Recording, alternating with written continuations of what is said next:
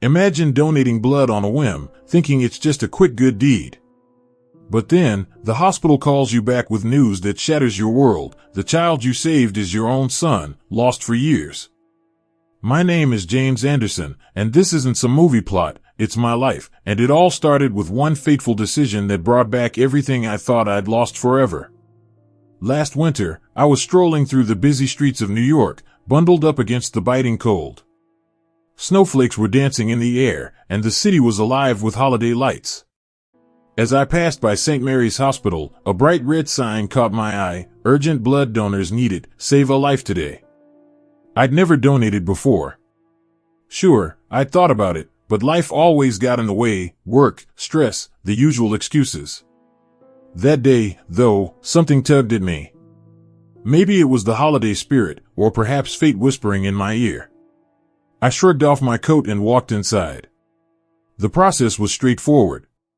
A quick health check, some paperwork, and before I knew it, I was lying on a recliner with a needle in my arm. The nurse chatted about the weather while my blood flowed into the bag. "You're type O negative," she said with a smile. "Universal donor. You could save anyone." I nodded, feeling a small swell of pride. Little did I know that anyone was about to become the most important person in my life. I left the hospital feeling lighter, like I'd done something meaningful. Grabbed a coffee from the corner shop and headed home to my quiet apartment. Days passed normally: work meetings, gym sessions, Netflix binges. Then, exactly a week later, my phone buzzed while I was in the middle of a conference call. Unknown number, but the area code was local.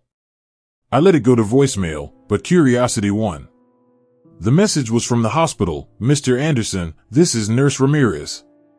We need you to come in as soon as possible. It's urgent." My stomach dropped. Urgent? What could be wrong? Was there something in my blood? A hidden illness? Cancer? My mind raced through worst-case scenarios. I called back immediately, but they insisted I come in person. No details over the phone. That evening, I barely slept, tossing and turning with worry. The next morning, I rushed to the hospital, heart pounding like a drum. In the doctor's office, Dr. Patel greeted me with a serious expression. He was an older man, graying at the temples, with kind eyes behind thick glasses. "Thank you for coming so quickly," he said, gesturing to a chair. I sat down, gripping the armrests. "Your donation saved a young boy's life. He was in critical condition, severe anemia from a rare condition. Your blood was a perfect match." I exhaled in relief. "That's great news. But why the urgency? Is he okay now?" Dr. Patel leaned forward, his voice lowering. "Mr. Anderson, we ran additional tests because the compatibility was unusually high. The results show a paternal genetic match. This boy, he's your biological son." The room spun. My ears rang. Son? I don't have a son. I'd never been married, no kids that I knew of. "There must be a mistake," I stammered. "Run the tests again." "No mistake," he replied gently, sliding a report across the desk. Charts, DNA markers, it all blurred before my eyes. "The probability is 99.99%. He's yours." Memories flooded back like a tidal wave. College days, wild and free. Emily, my first real love. We met in freshman year, inseparable. Late night talks, stolen kisses under campus trees. Then, one night after a party, things got intense. A few weeks later, she told me she was pregnant. Panic set in. We were just kids ourselves, barely 20. Her parents found out and flipped. They were strict, old school, and saw me as a deadbeat from the wrong side of town. They whisked her away to live with relatives out of state. No goodbye, no contact. I tried calling, emailing, even driving to her hometown, but they blocked me everywhere. Eventually, I gave up, assuming she'd terminated the pregnancy or given the baby up for adoption. I moved on, buried the pain, focused on building a career in marketing. But now, here was proof. A 6-year-old boy, fighting for his life, carrying my DNA. Dr. Patel explained more. The boy, named Lucas, had been admitted after collapsing at school. His mother, Emily, had brought him in, desperate. They'd been living quietly in the suburbs, scraping by. "Can I see him?" I whispered, voice cracking. Dr. Patel nodded. "Of course. But prepare yourself." I followed Dr. Patel down the sterile hallway, the fluorescent lights buzzing overhead like angry bees. Each step felt heavier, my shoes echoing on the linoleum floor. We stopped outside a pediatric ward, peering through a large glass window. There he was, Lucas. Tiny, pale, hooked up to machines that beeped softly. His hair was dark like mine, curly at the ends. Even from afar, I saw the resemblance, my nose, my chin. It hit me like a punch to the gut. This was my flesh and blood, a part of me I'd never known existed. I pressed my hand against the glass, tears welling up. For years, I'd felt a void, something missing in my life. Success at work, friends, dates, they filled the days but not the emptiness. Now, staring at this boy, it all made sense. He was the piece I'd lost. Dr. Patel placed a hand on my shoulder. "He's stable now, thanks to you. But he needs ongoing treatment. Emily's inside if you'd like to speak with her." Emily. The name alone stirred a storm inside me, love, regret, anger. I nodded, steeling myself. As I pushed open the door, the room smelled of antiseptic and faint lavender, probably from her perfume. She was sitting by his bed, holding his hand, her back to me. Her hair was shorter now, streaked with gray, but I'd recognize that posture anywhere. "Emily?" My voice was barely audible. She turned slowly, her eyes widening in shock. "James? Oh my God, how?" We stood there, frozen in time, the beeps of the monitor the only sound. Then, she burst into tears, rushing to hug me. It was awkward at first, but I held her tight, the years melting away. "They told me about the match," she sobbed. I couldn't believe it. We sat down, and she poured out the story. After her parents forced her to leave, they cut off all ties to me. She gave birth to Lucas in a small town upstate, alone and scared. "I wanted to tell you," she said, wiping her eyes. "But Mom and Dad threatened to disown me if I contacted you. They said you'd ruin our lives." I clenched my fists. "Ruin? I loved you. I would have been there." She nodded, regret etched on her face. "I know that now. I raised him by myself. Worked 2 jobs, waitressing, cleaning offices. Lucas was my everything. Smart kid, loves dinosaurs and soccer. But last year, I got diagnosed with lupus. It weakened me, and then he started getting sick too. Doctors said it's genetic, something from my side, but compounded." As she spoke, Lucas stirred, his eyelids fluttering. "Mommy," he murmured. "I'm here, sweetie," she whispered, stroking his hair. He glanced at me, curious. "Who's that?" Emily looked at me, then back at him. "This is an old friend. He helped make you better." I swallowed hard, fighting back emotions. That night, I didn't leave the hospital. I slept in a chair by his bed, watching over him. The next day, we talked more. Emily filled in the gaps, how she'd searched for me online a few times but chickened out. How Lucas asked about his dad, and she'd make up stories about a brave adventurer. It hurt to hear, but it also healed something broken inside. Dr. Patel arranged for more tests. Turns out, Lucas needed a bone marrow transplant for full recovery. As his father, I was the ideal donor. "It's risky," he warned, "but it could save him completely." I didn't hesitate. "Sign me up." The weeks that followed were a blur. Preparations, consultations, paperwork. Emily and I reconnected slowly. Not romantically, at least not yet, but as co-parents, united for Lucas. We'd meet in the hospital cafeteria, sharing coffee and memories. laughing about old college pranks, crying over lost time. One evening, as the sun set outside, painting the room orange, Lucas tugged at my sleeve. "Are you really my dad?" He'd overheard us whispering. I knelt down, eye level. "Yeah, buddy. I am. And I'm sorry I wasn't here sooner." He smiled weakly. "It's okay. Mom said you were lost, like in a treasure hunt. But now we found you." That simple faith broke me. I vowed then to make up for every missed birthday, every bedtime story. But as the transplant date approached, doubts crept in. What if it didn't work? What if my past mistakes caught up? Emily sensed it, squeezing my hand. "We're in this together now." Little by little, our fractured family started mending. Friends from work visited, bringing toys for Lucas. My boss gave me time off. Even Emily's parents, when she finally confronted them, sent a hesitant apology card. It wasn't perfect, but it was progress. Through it all, I learned that life doesn't give second chances lightly.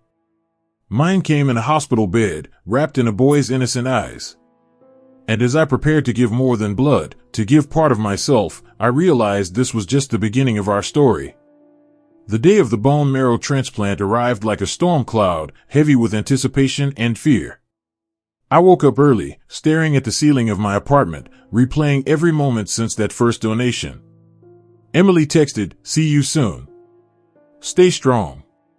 I drove to the hospital, traffic blurring by, my mind a whirlwind of what-ifs. In the prep room, nurses buzzed around, hooking me up to IVs. Dr. Patel explained the procedure again. They'd harvest marrow from my hip bone under anesthesia. "Simple," he said, but I knew the recovery could be tough, pain, fatigue, weeks off my feet. For Lucas, though, I'd walk through fire. As they wheeled me into the OR, Emily waited outside, her face pale but determined. She leaned in, whispering, "Thank you, James. For everything." Our fingers brushed, a spark of the old connection. Hours later, I woke groggy in recovery, a dull ache in my side. "It went perfectly," a nurse assured me. "The marrow's being processed for Lucas now." Relief washed over me, but the real wait began. His transplant was next, and we'd know in days if his body accepted it. I hobbled to his room on crutches, ignoring the pain. Lucas was prepped, looking small in his gown. "Does it hurt, Dad?" he asked, eyes wide. "A little," I admitted, "but it's worth it to see you strong again." He grinned. Like a superhero team-up. Emily and I stayed by his side through the infusion, holding his hands as the life-saving cells entered his veins. It was surreal, my essence flowing into him, bridging the years apart. The following days were tense. Lucas developed a fever, a common side effect, but it spiked fear. We took turns reading to him dinosaur books, adventure tales. One night, as he slept fitfully, Emily opened up more. "After you, I dated a bit, but no one stuck. Raising him alone was hard, but he kept me going. When he got sick, I thought I'd lose everything. I shared my side, the empty years, climbing the corporate ladder to fill the void, regretting not fighting harder for her. I should have searched longer," I said. She shook her head. "We were kids. But now, we're here." Miraculously, the fever broke. Tests showed the marrow engrafting, no rejection. Dr. Patel beamed, "He's responding well. Full recovery in sight." As Lucas gained strength, our bond deepened. We'd play board games in his room, me teaching him chess like my dad taught me. Emily joined, laughter echoing, something I hadn't heard in ages. But healing wasn't just physical. We sought therapy, unpacking the past. Emily confronted her parents fully. They visited hesitantly, meeting their grandson for the first time. Awkward hugs, tearful apologies. "We thought we were protecting her," her mom admitted. I forgave, for Lucas's sake. Outside the hospital, life shifted. I moved closer to them, renting a place in the suburbs. Weekends became family time, park picnics, zoo trips. Lucas's energy returned. He'd run circles around me, shouting, "Catch me, Dad." One afternoon, as we watched him play soccer, Emily turned to me. "What now?" "For us?" I took her hand. "Let's take it slow. Build something real this time." She smiled, leaning on my shoulder. It felt right, like puzzle pieces clicking. Challenges lingered, medical bills piled up, so I started a fundraiser online, sharing our story anonymously at first. Donations poured in, strangers moved by the twist of fate. It covered treatments and more. Through it, I reflected on destiny. A random sign, a blood donation, unveiling a hidden family. It taught me, sometimes, the universe conspires to reunite what's meant to be. As Lucas's health improved, we planned his discharge party. Balloons, cake, his favorite dinosaur theme. He blew out candles, wishing for us to always be together. In that moment, surrounded by love, I knew we'd overcome the odds. But the advanced layers of our story were unfolding: forgiveness, second chances, the complexity of rebuilding trust after years of silence. With Lucas discharged, our new life began in earnest. We settled into a routine that felt both foreign and familiar. Mornings, me making breakfast, pancakes shaped like dinosaurs, of course, while Emily got him ready for school. Afternoons, picking him up, helping with homework. Evenings, family dinners, sharing highs and lows of the day. It wasn't all smooth. Lucas had setbacks, fatigue from meds, checkups every month. But he was resilient, bouncing back faster each time. "I'm tough like Dad," he'd say, flexing tiny arms. Emily and I navigated our relationship carefully. Dates started simple: coffee walks, movie nights after Lucas's bedtime. We talked deeply about dreams deferred, fears faced. "I never stopped loving you," I confessed one starry night on the porch. "Me too," she replied. "But let's make it work this time." We did. 6 months later, I proposed in the park where Lucas played his first soccer game post-recovery. Simple ring, down on one knee. She said yes, tears streaming. Lucas cheered, "Now we're official." The wedding was small, hospital staff invited, even Dr. Patel walked Emily down the aisle. Vows exchanged, promising forever. Honeymoon? A family trip to the beach, building sandcastles, chasing waves. Professionally, our story inspired change. I quit my high-stress job, starting a nonprofit for rare disease awareness. Blood Ties, I called it, connecting donors with stories like ours. Emily joined, using her experience to counsel families. Lucas thrived, top of his class, soccer star. At 8 now, he's curious about everything. "How did you find me, Dad?" he asks sometimes. I tell him the tale, simplified, fate and a little blood. But the advanced truths? The emotional layers, forgiving Emily's parents fully, integrating them into holidays. Dealing with my own resentment, therapy helping unpack it. Understanding genetics, Lucas's condition required ongoing vigilance, but we managed. Challenges arose, a relapse scare last year, but early detection fixed it. Financial strains eased with the nonprofit's success, grants, partnerships. Through it all, gratitude anchored us. Annual hospital visits, donating blood together now. Lucas even wants to be a doctor someday. Looking back, that winter day wasn't random. It was a cosmic pull, revealing a sun, rekindling love, forging purpose. If you're watching this, remember, one act can rewrite your story. Donate blood, volunteer, you never know whose life you'll save or reclaim. My name is James Anderson, and this is how a simple donation gave me a family, a future, and faith in miracles. Thanks for listening. If this touched you, like, subscribe, share your stories below. Who knows? Yours might be next.